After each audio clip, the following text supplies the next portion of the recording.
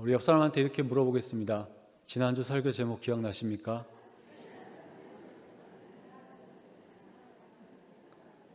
뭐라고 대답하나요?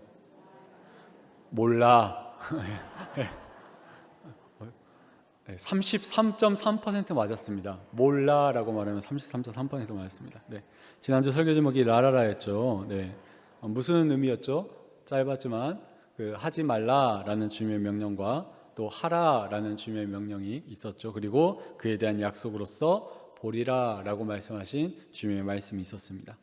여인을 만난 예수님께서 여인들에게 두 가지 명령을 했고 또 그걸 지키면 자신을 보게 될 것이다 라고 약속하신 하나님의 말씀이었습니다. 그렇게 예수님을 보리라라는 약속을 이제 이 여인들은 들은 자리에서 끝내지 않고 자기들만 듣고 끝내지 않고 예수님의 명령대로 순종했죠. 그래서 제자들에게 달려가 그대로 전했습니다. 그리고 오늘 본문은 그 다음에 일어난 일들을 기록하고 있습니다. 참 다행히도 이 제자들이 예수님의 명령을 듣고 그대로 따랐던 것 같습니다. 왜냐하면 그들이 숨어서 멈춰 있지 않고 두려워하지 않는 마음으로 갈릴리로 갔게 됐고, 그래서 그 결과 오늘 말씀에 예수님과 다시 만나는 모습을 기록하고 있습니다. 예수님의 명령대로 순종했더니 마침내 부활한 예수님을 약속한 그 산에서 다시 만나게 되었습니다. 그렇게 예수님을 만난 제자들은요, 부활하신 예수님을 경배했다라고 성경은 기록하고 있습니다. 이게 사실은 좀 색다른 부분인데요. 여러분이 예수님 공생애 가운데 제자들이 예수님을 항상 따랐지만 예수님을 경배했다라고 표현된 부분은 단 한 군데도 없습니다. 그냥 따랐습니다. 그런데 부활하신 예수님을 만났을 때 이들은 예수님을 경배했다라고 말하고 있습니다. 이게 무슨 말이냐? 이제 제자들도 예수님이 누군지를 알았다라는 거죠. 예수님이 얼마나 위대한 분인지, 부활하신 그분이 진짜 하나님의 아들이라는 것을, 신적인 존재라는 것을, 죽음 이전과 완전히 다른 새로운 존재가 되었다는 것을 제자들도 알게 되었다라는 겁니다. 그래서 마치 신에게 경배하듯 예수님을 경배했다라고 성경은 기록하고 있습니다. 물론 모두가 다 경배한 건 아닙니다. 말씀에 나온 대로 아직도 의심하는 자가 있었습니다. 아무튼 중요한 건 예수님께서 그런 의심하는 자도 있고 자신을 경배하는 자들도 있었지만 의심한다고 해서 뭐라고 하지도 않고요. 예수님은 마지막으로 자신이 해야 될 일을 제자들에게 하면서 오늘 본문이 이루어지는 것을 보게 됩니다. 예수님께서는 자기를 사랑하는 이 제자들, 자신을 경배하는 이 제자들을 만나면서 이 제자들을 향해서 마태복음에 기록된 마지막 설교 혹은 말씀 혹은 명령을 전하는 것을 볼 수가 있습니다. 우리가 너무나도 잘 아는 말씀인데요. 그 명령 가운데 오늘은 첫 번째 부분을 함께 잠깐 나눠볼까 합니다.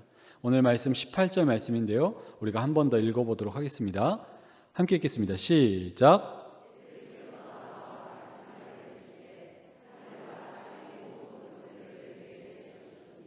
아멘.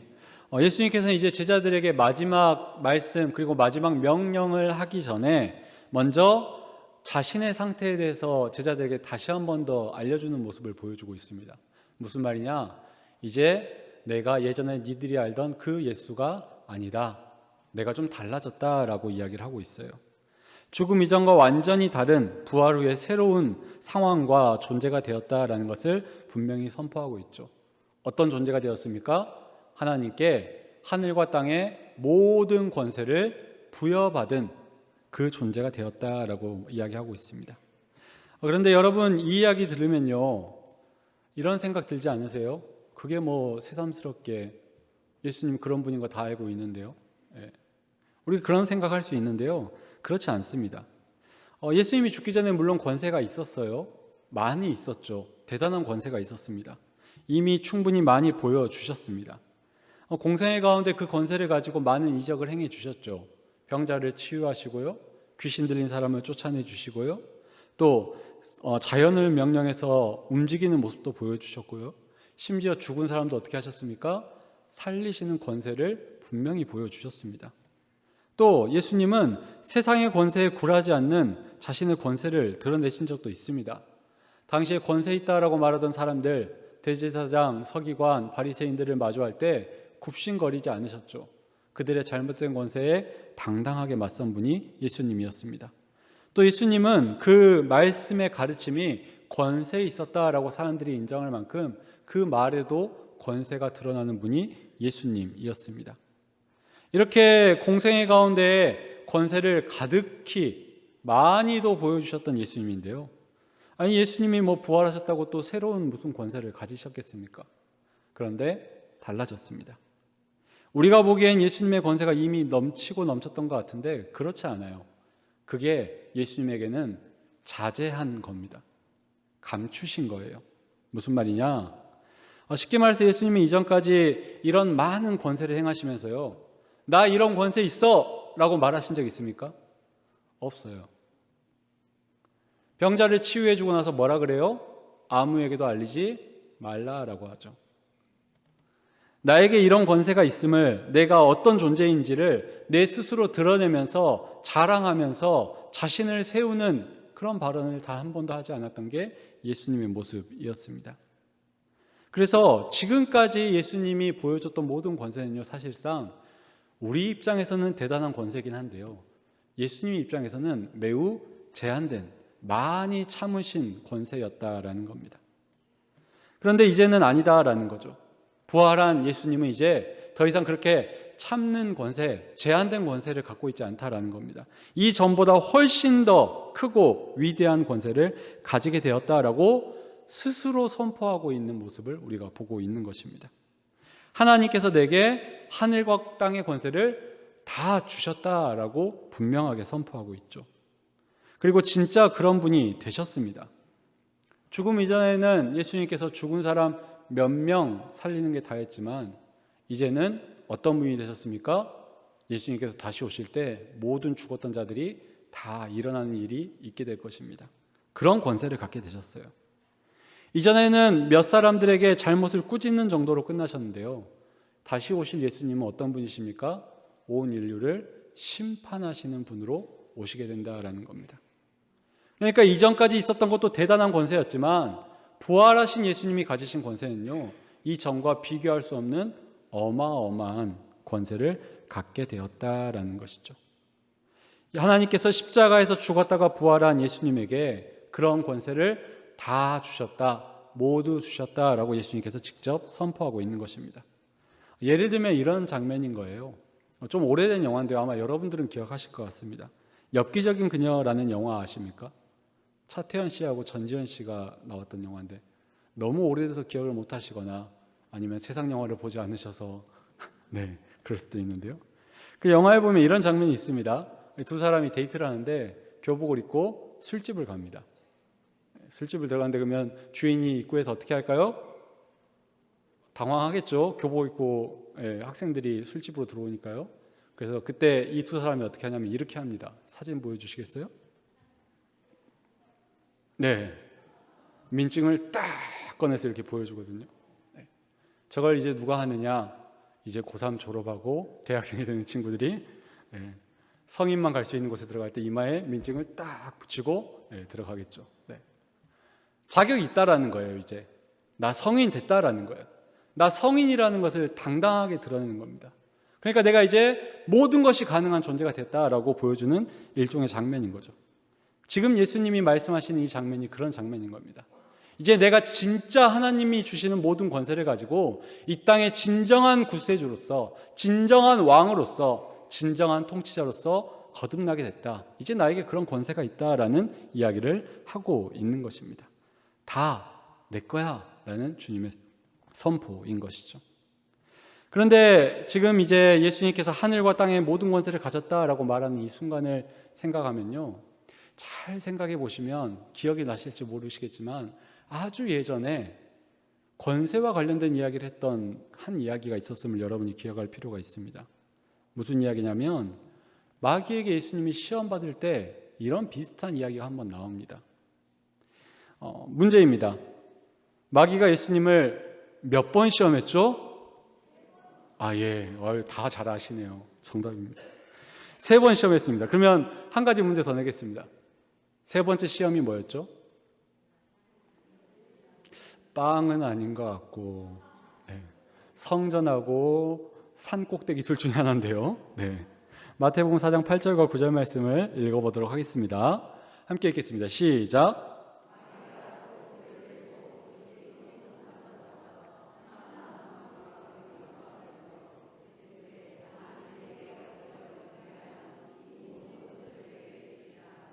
아멘. 마귀가 예수님을 산 꼭대기에 데리고 가서 뭘 보여줍니까? 땅의 모든 것을 보여주며 나한테 절하면 이 땅의 모든 권세를 너에게 줄게 라고 이야기를 하죠.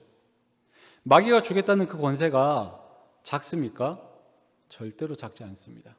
그마저도 엄청나게 큰 권세죠. 천하 만국과 그 모든 영광이 내 것이 될 수 있는 순간, 그 권세를 질 수 있는 순간이 예수님께 분명히 있었죠. 딱 한 번만 잠깐 무릎 꿇으면 그 수고에 비해서 엄청난 걸 얻을 수 있는 기회가 분명히 있었습니다. 그런데 예수님은 마귀한테 뭐라고 합니까? 마태복음 4장 10절입니다. 함께 읽겠습니다. 시작.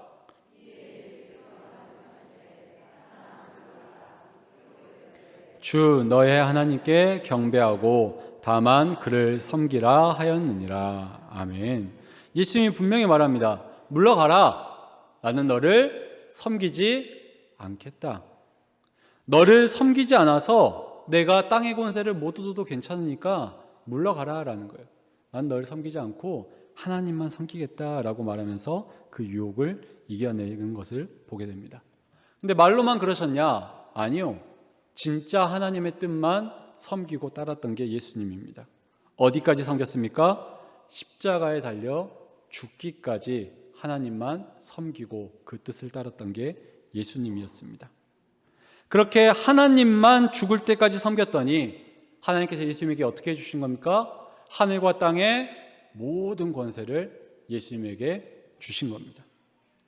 마귀의 권세를 아득히 뛰어넘는, 비교할 수도 없는 그 권세를 하나님께서 예수님에게 주셨다라는 겁니다. 왜 주셨습니까? 하나님만 믿고 섬겼기 때문에, 하나님께만 무릎을 꿇고 경배했기 때문에 예수님이 마침내 그런 하늘과 땅의 모든 권세를 전부 다 갖게 되었다라는 거죠. 이런 예수님의 모습을 보면서 또 우리는 이 신앙생활을 하는 가운데 그런 순간을 우리도 꿈꾸고 있지 않습니까? 하나님이 약속하신 모든 것을 내가 얻게 되는 그 순간, 하나님이 내게 약속하신 그 모든 것들이 이루어지는 그 순간을 우리가 바라보면서 지금 신앙생활을 하고 있습니다. 그런데 우리가 신앙생활하는 가운데 다행히 예수님은 성경에 한 번만 시험 받고 끝나셨지만요, 우리한테는 그 시험이 수도 없이 찾아오고 있지 않습니까? 예수님 믿고 열심히 살아보겠다고 하는데 당장 내 눈앞에 다가오는 그 미혹에 당할 때가 있다라는 것입니다. 그러면서 이런 생각을 할 때도 있죠. 아무도 모르는데 어떻겠냐? 딱 한 번인데 어떻겠냐? 겉으로 티만 안 나면 되지 속으로 뭘 늘 못하겠냐? 사람 없는 곳에서 잠깐 더러운 일 하고 사람들 있는 데서는 거룩한 척하면 되는 것 아니겠냐? 잠깐이면, 순간이면, 찰나면 내가 원하는 걸 얻을 수 있다면 얼마든지 타협하고 무릎 꿇으려고 하는 우리의 모습이 행여 있지 않느냐라는 것입니다. 물론 여기 대놓고 사탄에게 무릎 꿇는 분은 안 계시겠죠. 옆 사람 한번 봐보십시오. 그럴 만한 사람인가? 없으시죠. 무릎이 아파서 무릎을 꿇는 게 아닌 이상 사탄에게 대놓고 무릎 꿇을 분이 여기 어디 있겠습니까? 여기 누가 곧 연초가 되니까 무당 찾아갈 분이 계시겠습니까? 웃으시니까 참 네. 내년에 내 자녀가 중요한 일 앞두고 있으니까 연말 연초에 점쟁이를 찾아가거나 요즘 좀 힘들다고 타로 카드를 하러 간다거나 사주를 보러 간다거나 토종 비결 보러 가는 분 혹시 안 계시죠? 네. 대놓고 이렇게 다니는 분은 없으세요. 대놓고 이렇게 다니지 않습니다. 그런데 이렇게 대놓고 다니지 않는다고 해서 우리가 무릎 꿇지 않느냐? 그렇지 않다라는 겁니다. 사탄이 바보도 아니고 우리한테 그렇게 대놓고 찾아와서 무릎 꿇어라고 하겠습니까? 아니에요. 우리가 무릎 꿇을 수밖에 없게 만드는 상황으로 우리에게 찾아옵니다. 현대에 있어서 사탄은 우리에게 어떻게 찾아옵니까? 돈으로 찾아옵니다. 돈 앞에서 무릎 꿇게 만들죠. 승진과 성공과 명예 앞에서 하나님 잠깐 포기해도 괜찮다라고 여기게 만듭니다. 내가 사랑하는 사람 붙잡고 싶어서 놓치기 싫어서 그 사람한테 미움받을까 봐 하나님 뜻 저버리게 합니다. 내가 사랑하는 자녀들이 잘 되는 일이라면 불법이든 죄악이든 한 번쯤 하는 게 뭐가 문제가 되겠냐라는 유혹에 빠지게 합니다. 내가 평생 간절히 바라고 소원했던 거 그거 앞에 내놓고 야, 하나님이 그렇게 기도해도 안 들어주는데 한 번만 범죄해봐. 한 번만 무릎 꿇어봐. 내가 들어줄게. 너 이거 필요하잖아. 갖고 싶잖아. 그렇게 마귀는 우리에게 찾아오고요. 그렇게 마귀는 우리에게 마치 세상 권세를 줄 것처럼 유혹하는 게 지금 우리의 모습이다라는 것입니다. 얼마 전에 광양동에서 로또가 1등이 나왔다는데도 저도 그거 설교 시간에 듣고 알았습니다. 여러분, 제가 로또 번호 한번 알려준다면, 진짜 당첨 번호를 알려준다면 예배 끝나고 저한테 무릎 한번 꿇어보시겠습니까? 의미가 없어요. 왜냐하면 여기 있는 분들 다 당첨되시면요 금액이 쭉쭉쭉쭉 내려가거든요.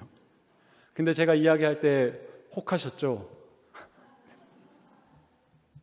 아니 로또 1등 번호 알려준다는데 그깟 무릎 한번 못 꿇겠습니까? 내 자녀가 합격하고 성공하고 잘 살게 된다는데 그깟 불법, 비리, 로비, 죄악 한번 못 범하겠습니까? 내가 수십 년 동안 바라던 내 평생의 소원이 이루어진다는데 잠깐 주님 외면 못하겠습니까? 심지어 내가 그거 가지고 하나님한테 그렇게 기도하고 금식도 하고 예배도 하고 새벽기도도 했는데 하나님이 안 들어주신 그거 누군가 들어주겠다고 하는데 무릎 한번 못 꿇겠습니까? 잠깐 무릎 꿇고 아무 일도 없던 것처럼 다시 여기 돌아오면 되잖아요. 그거 들고 가지고 이뤄가지고 돌아오면 나도 기분 좋고 다시 거룩하게 신앙생활할 수 있고 그럴 것 같죠? 안 그렇습니다. 마귀는 우리한테 말해요. 야, 잠깐이야. 순간이야. 다시 돌아갈 수 있잖아. 근데 안 그렇다니까요. 우리가 성경을 통해서 잘 기억할 필요가 있습니다. 그 말이 다 속임수입니다. 얻을 것 같지만 얻지 못합니다. 잠시일 것 같죠? 영원히가 될 수도 있습니다. 원하는 만큼 얻을 것 같은데 더 많은 것을 분명히 잃게 됩니다. 지금 이제 제가 수요일 날 성경 공부 중인데요. 이번 주에 했던 이야기가 이겁니다. 다윗이 왕이 되기까지 하나님 뜻에 철저하게 순종을 했죠. 그래서 다윗은 무혈 입성으로 왕이 된 사람입니다. 왕이 되기 위해서 자신이 정적을 죽인 일이 없어요. 하나님이 다윗과 함께 했습니다. 근데 다윗에게 무슨 일이 생깁니까? 밧세바를 간음하는 일이 생깁니다. 밧세바만 간음하고 끝날 줄 알았죠. 간음하고 나니까 무슨 일이 생깁니까? 우리아를 죽여야죠. 우리아 죽이면 다시 하나님께 돌아올 줄 알았죠. 다윗이 나단 선지자를 통해서 회개하기 직전까지 1년이란 기간 동안 다윗은 하나님과 교제하지 않습니다. 잠깐일 줄 알았어요. 간음하는 그 순간만 하나님 떠난 줄 알았어요. 근데 간음했더니 살인도 해요. 살인했더니 하나님이랑 1년 동안 관계가 끊어져 버립니다. 만약에 나단이 와서 하나님의 뜻을 전하고 책망하지 않았으면 다윗 인생이 어떻게 됐을까요? 죽을 때까지 그 상태로 지내지 않았겠습니까? 그렇게 다윗이 죽어버릴까 봐 하나님이 나단을 보내서 책망하신 것 아니겠습니까? 물론 다윗은 밧세바를 얻었지만 그 가문에 전쟁과 칼이 들어오는 손해를 입게 되었어요. 잠깐일 줄 알았어요. 다 얻을 수 있을 줄 알았어요. 다시 돌아올 수 있을 줄 알았어요. 근데 하나님은 그렇지 않아요. 한 번 무릎 꿇으면요, 한 번 범죄하면요, 한 번 배신하면요, 반드시 그 책임을 묻는다는 거예요. 돌아오지 못합니다. 원래 상태로 돌아오기가 너무나도 어렵다라는 거예요. 다윗만 그렇습니까? 우리도 그러지 않습니까? 이미 너무나도 많이 속았던 우리의 모습 아닙니까? 그렇게 당했으면서도 또 찾아오는 미혹 앞에서 이번은 다르겠지. 이번엔 내가 할 수 있겠지. 아니요. 나는 스스로 못 돌아와요.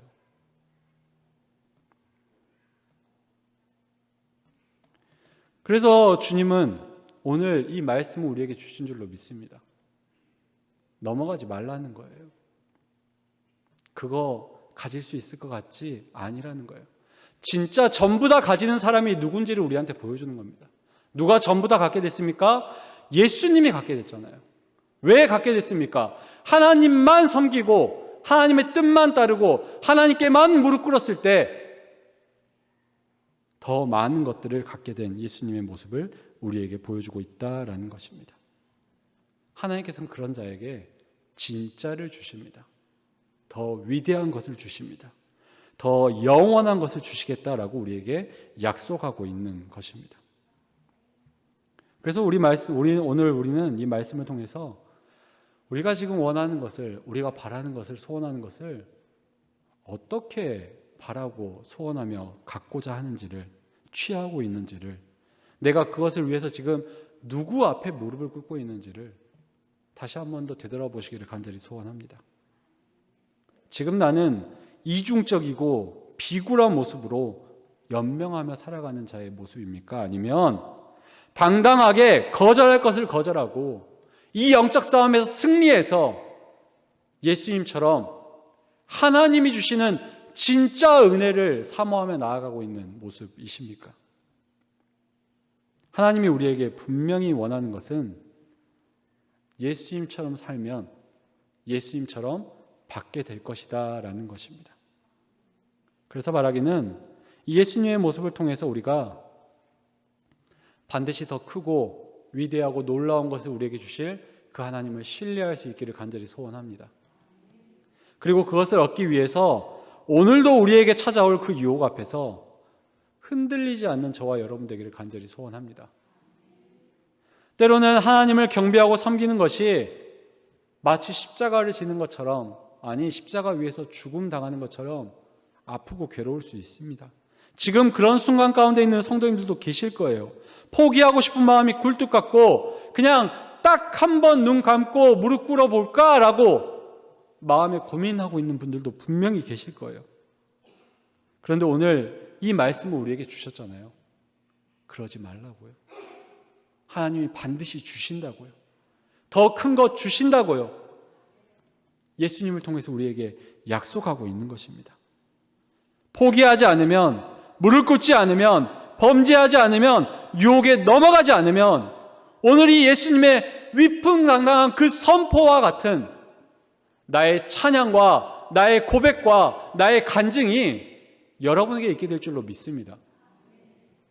반드시 이러한 믿음을 끝까지 지키셔서 이 주님의 영광스러운 모습과 그 고백이 저에게 또 여러분에게 꼭 있게 되기를 간절히 소원합니다. 하나님께서 우리에게 전부 다 주시려고 기다리고 있습니다. 다 갖는 자는 하나님의 뜻에 순종하는, 하나님께만 무릎 꿇는 그 사람입니다. 저도 여러분도 꼭 그 사람 되기를 간절히 소원합니다.